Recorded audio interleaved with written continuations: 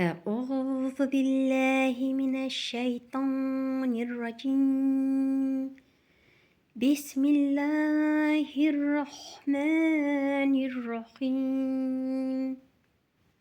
Salam əziz və dəyərli tələbələr. Biz sizinlə keçən dərsimizdə qalın ta hərfi ilə dərsi sona yetirmişdik.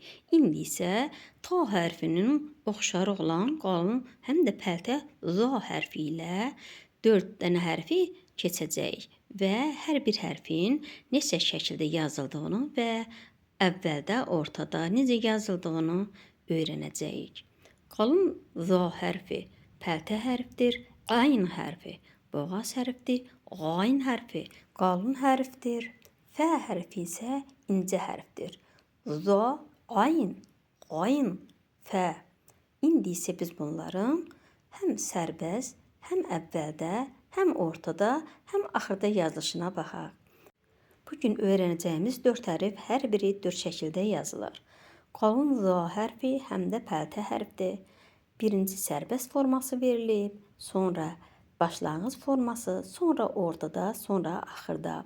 Ayn, qayn, fə hərfi də həmçinin eyni şəkildə yazılır. İndi isə keçdiyimiz hərfləri yenidən səsləndirək. Əlif, bə, tə, fə, cim, hə, xa, dəl, zəl, ra, zeyn, sin, şin, sad, dad, ta, za, ayn, qayn, fə.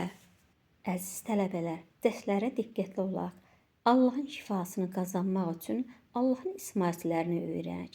Tək bizə Allah yetər. Sağ olun, gələn dərslərə qədər.